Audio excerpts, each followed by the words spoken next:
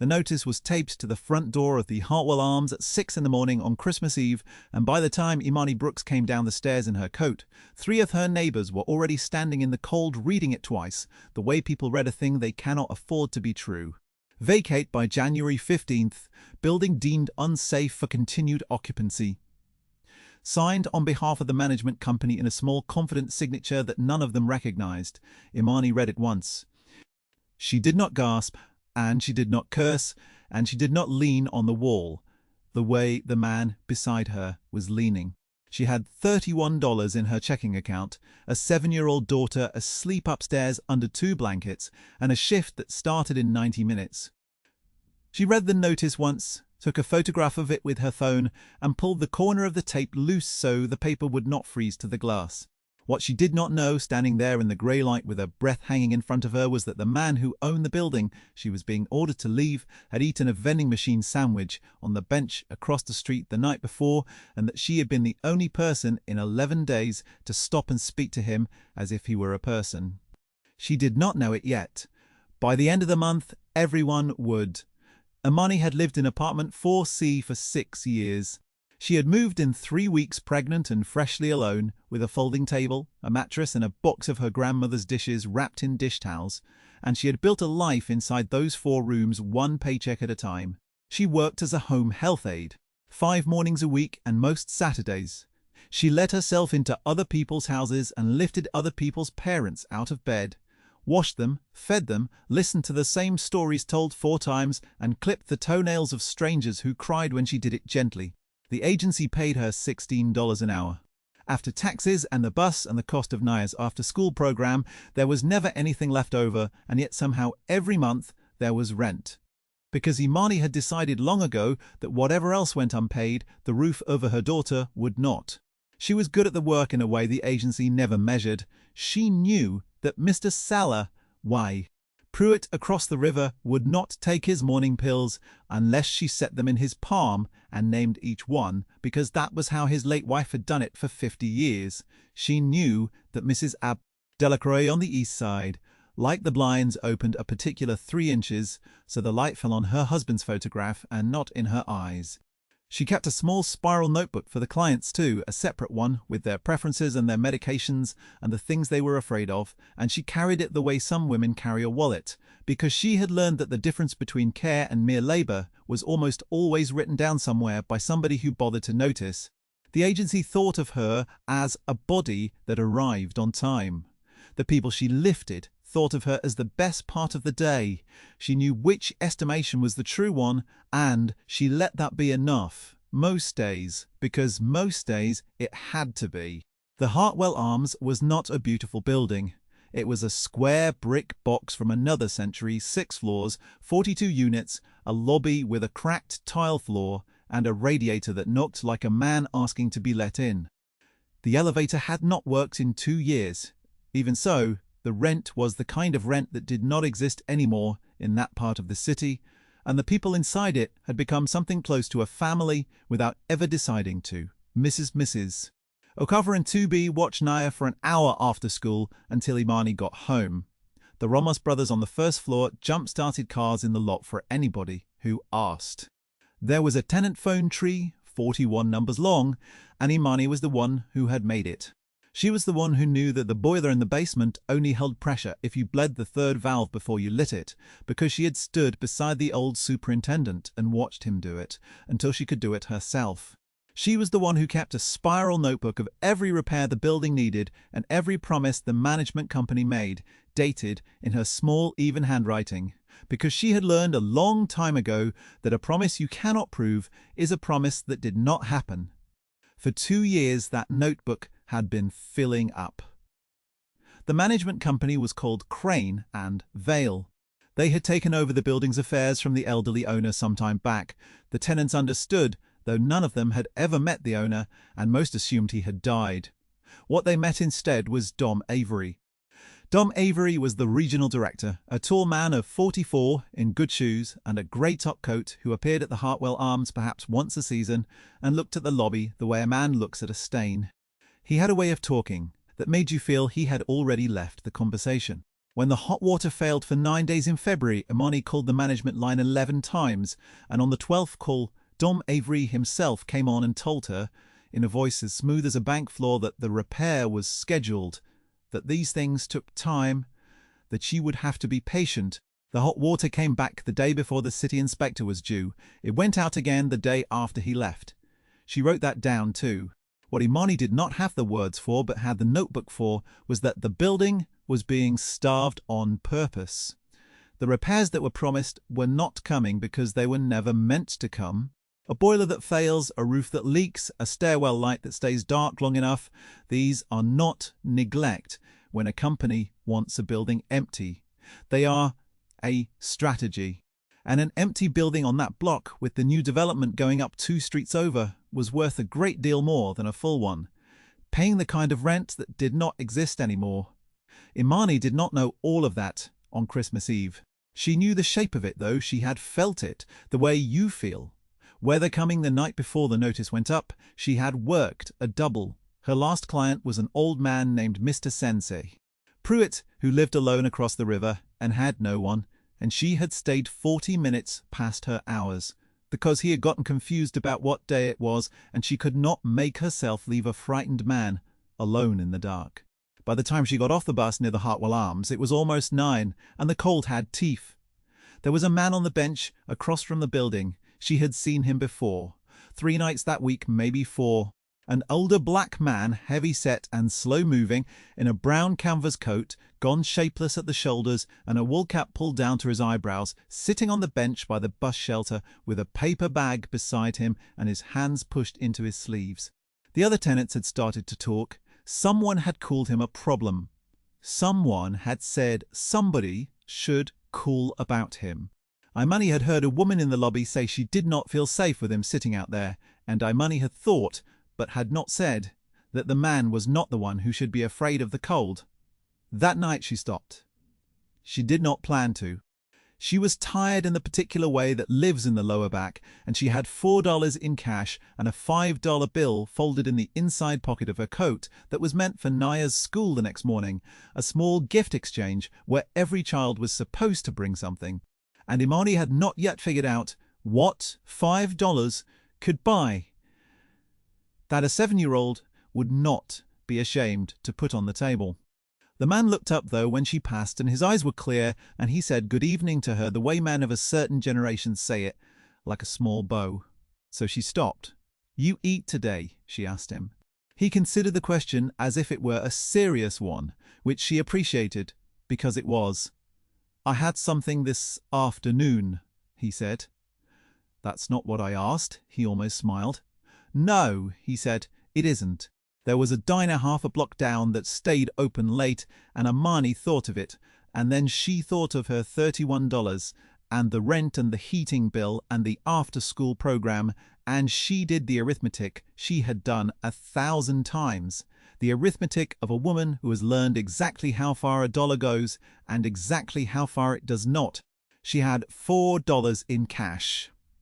She had the $5 bill that belonged to her daughter's morning. She took out the 5. "It's not much," she said, and she was embarrassed by how little it was. The way you are only embarrassed in front of someone you have decided to respect. Get something warm. The diner down there does a bowl of soup. They'll let you sit. The man looked at the bill in her hand for a long moment. He did not snatch it. He did not perform gratitude. He took it the way a proud man takes a thing he needs, carefully, with both the giving and the receiving understood between them, and he folded it once and held it in his fist. "You live in that building," he said. It was not a question. 6 years. They taking care of you in there. And Imani, who told the management company nothing and the city inspector only what the law required, who had learned that the truth spoken to the wrong person is a weapon handed to your enemy, looked at this cold old man on a bench and told him the truth. "No," she said. "They're not. They're trying to push us out. The heat, the elevator, the water, none of it's broken by accident." She pulled her coat tighter. "I've got it all written down. 2 years of it, for whatever that's worth." "Written down," the man repeated. "Dates, names. Every promise they made and didn't keep." She shrugged, and the shrug cost her something. My grandmother used to say, "Keep the receipt, even when they tell you there's nothing to return." The man looked at her for a long time. Then something moved behind his eyes that she could not read and would spend the next several days trying to. "Your grandmother," he said, "was a wise woman. Go on home now. It's cold and you've got a child up there." She had not told him about Naya.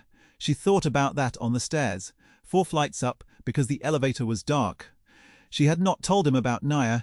She was tired, though, and the night was long, and there were 100 ways a man could know a woman had a child, and she let it go. She gave Naya the $4 in the morning for the gift exchange and told her it was plenty, and watched her daughter believe her, which was its own small mercy. Then she came down the stairs and found the notice on the door. The lobby filled up by 8.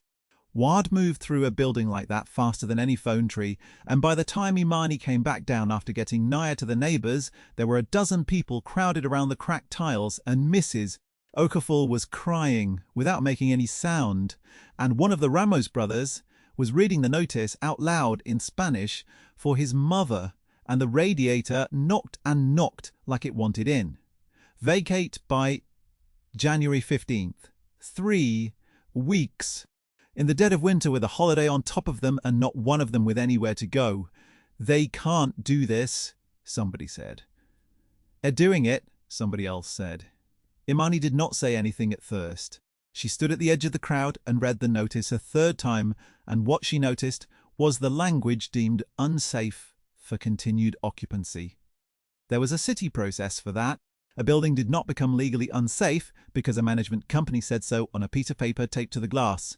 It became unsafe because an inspector came and made it so, with a report and a signature and a code violation attached. And no inspector had been inside the Hartwell Arms in 11 months, because Imani kept track of that too. "This isn't real," she said, heads turned. "I mean, the notice isn't a city order. Look at it. It's signed by the management company, not the city.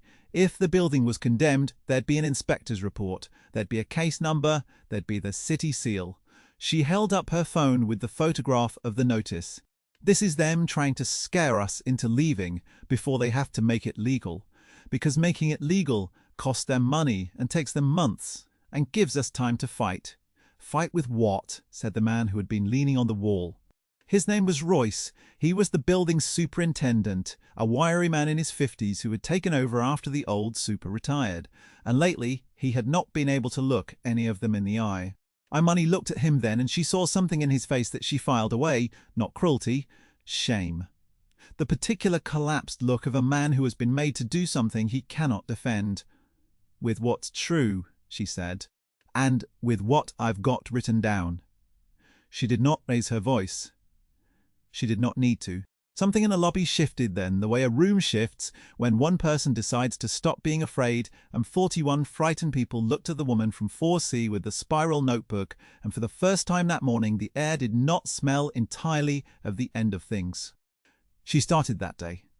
Between her shift and the dark, she made calls. She knew there were legal aid lawyers because she had once helped Mrs. Okafor through a Medicaid appeal and learned where the free help lived in that city. She called 3 offices and got 2 answering machines and a tired young woman named Pilar who told her the truth, which was that the office was closed until the 2nd of January, that a 42-unit eviction over the holidays was exactly the kind of thing slumlords timed for the holidays, and that the single most useful thing Imani could do before then was gather every piece of paper she had. "You'd be amazed," Pilar said, "how often these guys count on nobody keeping records." "I keep records," Imani said. There was a pause on the line. "How good?" Pilar asked. 2 years, dated every repair request, every response. The dates the heat went out and came back. The inspector visits, the times. Dom Avery told me to be patient. She turned a page in the notebook, even though Pilar could not see her do it. "I've got the 11 months since the last real inspection. I've got photographs of the boiler. I've got a list of 41 tenants who'll say the same thing I will." The pause this time was longer. "Imani," Pilar said, "I'm going to come in early. Call me on the 2nd, 8 in the morning. Bring all of it." That should have been the turn. A good lawyer, a holiday weekend to prepare, a wall of evidence. The people who starve a building do not stop, though, when a tenant starts keeping records. They press harder, and on the 27th, while Imani was at Mr. Bite, Pruitt's lifting him into his chair, the boiler in the basement of the Hartwell Arms went cold and stayed cold, and this time the third valve did not save it because someone had drained the system to the floor. She came home that night to a building you could see your breath inside. The cold had gotten into the walls. Mrs. Okafor had Naya wrapped in a comforter on the couch with a hat on.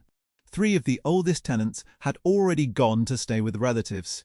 By morning 2 more units were dark and empty, and Imani understood with a cold, clean clarity that this was the strategy entering its last phase, make the building unlivable in fact, so that the notice that was a lie on Christmas Eve became the truth by the middle of January.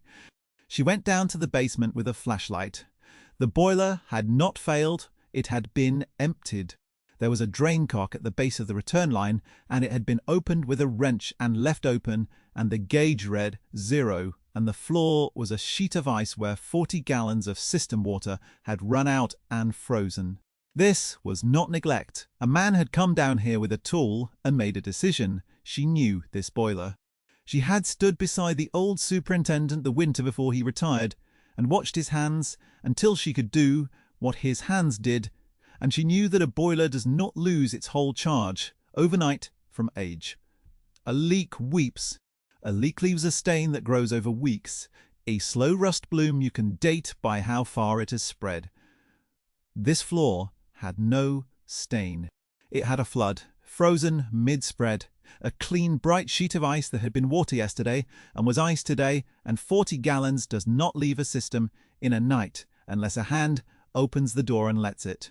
The brass of the drain cock was bright where a wrench had bitten it, the bright scratch of fresh metal against the dull green of valves nobody had touched in years. Imani photographed it. The open valve, the gauge at 0, the ice, the bright wrench marks on the brass, the dull untouched green of the valves beside it for comparison, so that anyone who looked at the pictures later would see what she saw, that one fitting, had been worked, and the rest had not. She held her phone steady with both hands because her hands wanted to shake, and she would not let the pictures blur. She wrote the date and the time in the notebook, and beside it she wrote the temperature, 11 degrees, because she had learned that the small true details were the ones that could not be argued with.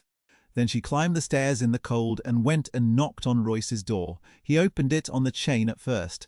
When he saw it was her, he let it fall, and he stood in the gap with the look of a man who has not slept. "I know it wasn't you," she said, though she did not know that. She watched his face to find out. His mouth worked. "Imani, please. Somebody drained the boiler with a wrench, on purpose. The valve's still open." She kept her voice level.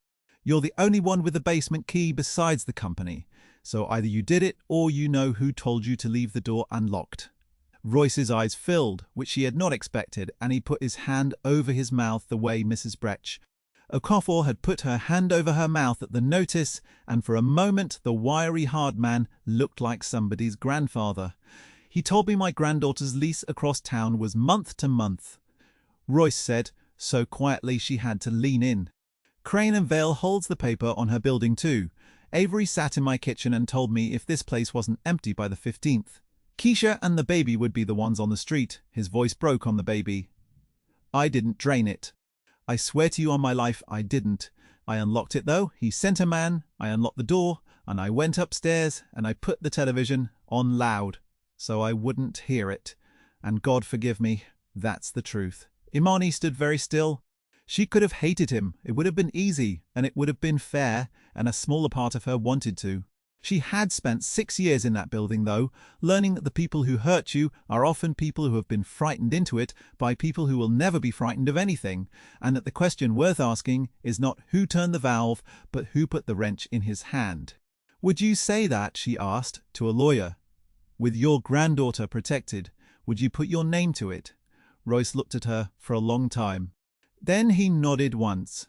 And it was the bravest thing she had seen anyone do in that lobby all week.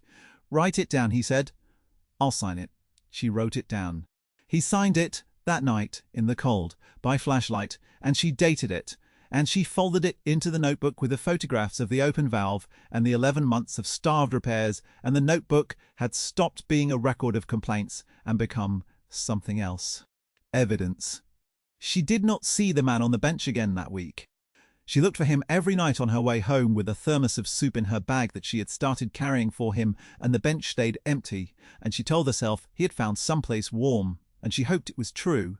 What she did not know was that the man on the bench had spent the days after Christmas in a downtown office she would never have been let into, sitting at the head of a long table in his shapeless brown coat, which he had not taken off, watching a row of well-dressed people fail to meet his eyes. His name was Eli Whitfield. He was 61 years old, and 40 years before, with a loan he had nearly not gotten, and a partner who had since passed, he had bought a square brick box from another century on a block nobody wanted, and then another, and then 9 more, and had spent his life as a man who owned buildings and could not stop thinking of them as homes. He had buried his wife the spring before. He had no children, and in the long flat grief of that year, he had done a thing his lawyers begged him not to do, which was to go and sit, unannounced and unrecognized, outside the properties that bore his name to see with his own eyes what the companies he paid to run them were actually doing to the people who lived inside. He had sat outside 3 buildings before the Hartwell Arms. At all 3, he had watched tenants treated as obstacles. At the Hartwell Arms, he had watched the same thing for 11 days, the cold lobby, the dark elevator, the management fan that came and went without fixing anything, and he had begun to understand that the rot was not in the buildings. And then on the 11th night, a tired woman in a home health aides coat had stopped on her way up 4 flights of stairs and asked a cold old stranger if he had eaten, and given him a $5 bill she plainly could not spare, and told him, without knowing who he was, the exact truth of what was being done to her home, and that she had it all written down. Eli Whitfield had owned the Hartwell Arms for 40 years. In 11 days on that bench, Imani Brooks was the first person who had told him the truth about it. He did not reward her for the $5. A man does not run a thing for 40 years by being moved to charity by a single kindness, and Eli was nobody's fool. The $5 had told him what kind of person she was, though, and the notebook told him what kind of tenant she was. And when he sent his own people quietly into the Hartwell Arms over those days between Christmas and the New Year, with no announcement and no warning, what they found confirmed everything the woman on the bench had said, and a great deal she had not known to suspect. They found a maintenance budget for the Hartwell Arms that had been billed and paid in full for 3 years, against work that had never been done. They found invoices for a roof that still leaked and a boiler that had just been drained on purpose. They found inspection reports filed with the management company's own records, signed off as passing, on dates when Imani's notebook showed the heat had been out for 9 days. They found a regional director who had been running 11 of Eli Whitfield's buildings the same way, draining the maintenance accounts into work orders for companies that turned out, when you followed them far enough, to be Dom Avery. And they found folded into a tenant spiral notebook a signed and dated statement from a superintendent describing exactly how and why and on whose instruction the boiler had been emptied in the dead of winter to drive 41 households into the street. On the 2nd of January, Imani took the morning off work she could not afford to take off and carried the notebook on the bus across town to a legal aid office where a young woman named Pilar was waiting with the lights on and 2 cups of coffee. Pilar was younger than Imani had pictured, maybe 30, with tired eyes and a desk stacked with the troubles of people who had nowhere else to bring them. She had said on the phone that she had seen 100 of these, and Imani believed her. Pilar had not seen the notebook yet, though. She turned the pages the way a careful person turns the pages of something they have decided to trust. At first, she made notes on a legal pad. Then she stopped making notes because the notebook was the notes. Every date in its place, every promise paired with the day it was broken, the tenant calls logged with the numbers beside them, the photographs printed at the library and taped to the facing pages with the dates written underneath in the same small even hand. They had been at the table for 40 minutes, Pilar turning the dated pages slower and slower, saying less and less, when the receptionist put her head in and said there were some people in the lobby asking for Miss Brooks. Imani did not know anyone who would ask for her by name. She came out into the front of the office and, standing there in a charcoal suit, so well made, it seemed to absorb the fluorescent light, with 2 attorneys behind him and a leather folder in his hands, was the old man from the bench. She did not recognize him at first. The shapeless brown coat was gone, the wool cap was gone. The slow, heavy stoop of a man trying to stay warm had been replaced by a stillness that came from somewhere else entirely. It was the eyes that told her, the clear, considering, unhurried eyes that had looked up at her over a paper bag and said, "Good evening," like a small bow. "You," she said. "Whitfield," one of the attorneys began, "is the owner of the building, and he wishes to." "In a minute," the old man said, gently, and the attorney went quiet. He looked at Imani, and for a moment the whole expensive apparatus around him seemed to fall away, and it was just a man who had been cold on a bench and a woman who had stopped. "I own the Hartwell Arms," Eli Whitfield said. "I've owned it 40 years. I let men I trusted run it. And I stopped going, and I told myself that what I couldn't see wasn't happening. My wife passed last spring. After that, I couldn't sit in a quiet house and keep not looking." He paused. "So I went and sat outside my own buildings to see who was telling me the truth. 11 nights at yours, M.S. Brooks. You were the only one who stopped." Imani's hand had come up to her mouth. She made it come back down. "I didn't stop because," she started, and could not finish because what she wanted to say was that she had not stopped to be repaid, that the $5 had been the $5 and nothing more, and she did not want this, whatever this was about to be, to turn the one clean thing she had done into a transaction. "I know why you stopped," Eli said, and she understood that he did. "And that's not why I'm here."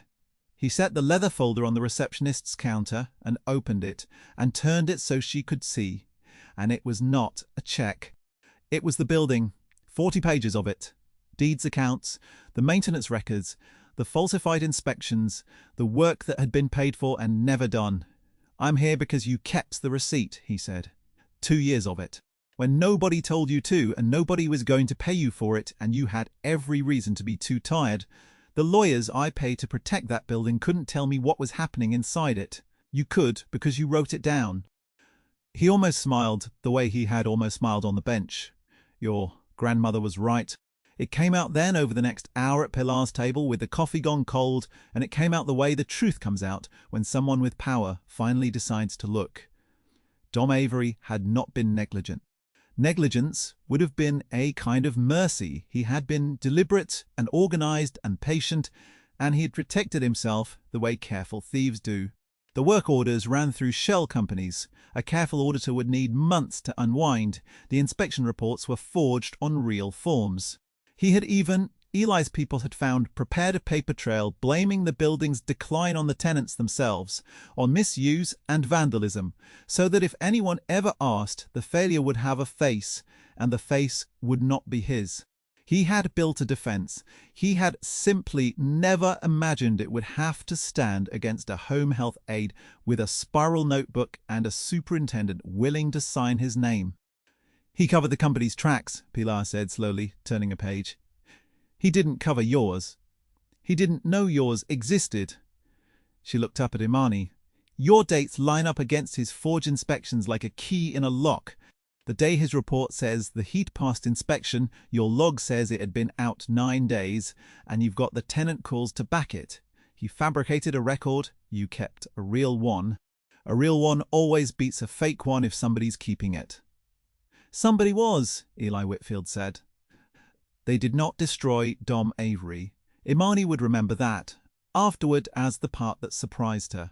There were no threats, no ruin promised across a table, none of the things a smaller story would have wanted.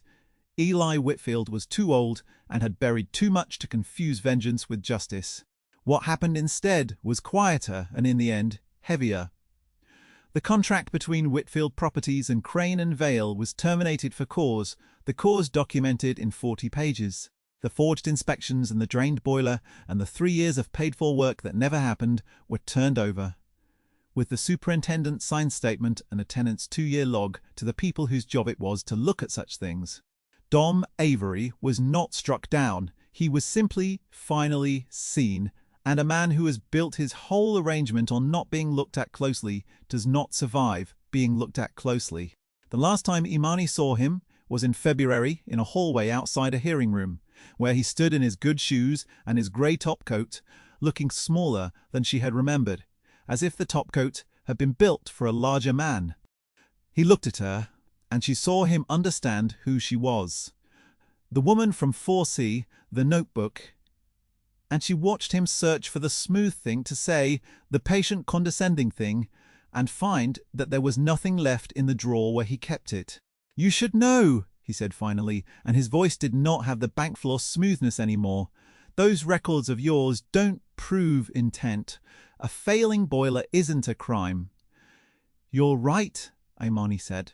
She did not raise her voice. She did not need to. "A failing boiler isn't a crime. You didn't let it fail, though you drained it with a wrench." On the 27th of December, while families were inside, she held his eyes the way she had learned to hold the eyes of frightened old men and would not learn to stop. "And the man you sent to do it has a key, and the man with the key has a granddaughter, and you put her on the table in his own kitchen to make him turn the valve. I wrote that down too." She let it sit. "You should have asked who was watching, Mr. Avery. You looked at all of us for 2 years, and you never once thought any of us was worth being careful around. That was the mistake, not the boiler." He did not answer. There was no answer. He gathered his topcoat around him and walked down the hall, and she let him go, and she did not feel triumphant, only tired. And underneath the tired, something settling into place that had been crooked for a long time.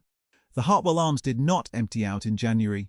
The vacate notice was withdrawn before the new year was a week old, gone from the front door it had been taped to, and in its place, by the middle of the month, came workmen. A real boiler crew, the kind that sent 2 trucks and stay until it holds pressure, drain the ice off the basement floor, and rebuilt the system, and bled the valves themselves, and showed Imani how it ought to have been done all along. The elevator ran for the first time in 2 years on a Thursday afternoon, and half the building rode it up and down for an hour like children. And Mrs. Okafor cried again, and this time Imani let herself cry too. Royce kept his job. Eli Whitfield met with him personally, the old man and the superintendent sitting at the same kitchen table where Dom Avery had once sat and made his threat, and whatever passed between them, Royce came out of it standing straighter than Imani had seen him stand in a year. His granddaughter, Keisha's lease across town was made secure, in writing, the kind of writing Imani had learned to trust. Royce kept that paper. She imagined the way she kept hers, folded somewhere safe against the day someone told him it had never existed. There was a check, eventually. Imani had braced herself to refuse it because she did not want the $5 turned into a story about money, and she had her speech ready. Eli Whitfield was wiser than her speech, though. He did not offer her a reward. He offered her a job. The Hartwell Arms and the 10 other buildings that bore his name needed someone who lived in them, he told her, someone who would walk the halls and bleed the valves and keep the receipts and tell him the truth, whether or not the truth was convenient. And he had spent 40 years paying companies to do that and learning the hard way that you cannot pay a person to care. You can only find the ones who already do. The position came with a salary that made Imani sit down when she heard it, and an office she would mostly never use, and the only condition attached, the old man said, was that she keep writing it down. She said yes. She said it for Naya, and she said it for the $31 she had stood in the cold with on Christmas Eve, and she said it because somewhere in the saying of it, she understood that she had not been rescued, she had been recognized. There is a difference, and it is the whole difference, and a woman who has been overlooked her entire working life knows it in her bones the moment it arrives. The $5 bill, it turned out, had not bought soup at all. Eli Whitfield had kept it. He showed it to her once, months later, folded into the same worn shape she had handed it to him in, tucked behind the cellophane in his wallet, where another man might keep a photograph. He did not make a speech about it. He just opened the wallet and let her see it, and closed it again, and the two of them understood each other completely and said nothing, which is the way the deepest things are usually said. The radiator in the lobby still knocked. They never did fix that, or never wanted to. And on a cold night the following December, Imani came in from a long day into a warm building with a working elevator she did not take because she liked the stairs, and the radiator knocked twice as she passed it, the way it always had, like a man asking to be let in. She stopped, the way she had stopped on the bench year before. She put her hand flat against the warm iron of it, and then she went up the stairs to her daughter, 4 flights, in a building that was hers to look after now, in a city that had finally, on one Christmas Eve, on one cold bench, taken the trouble to see her.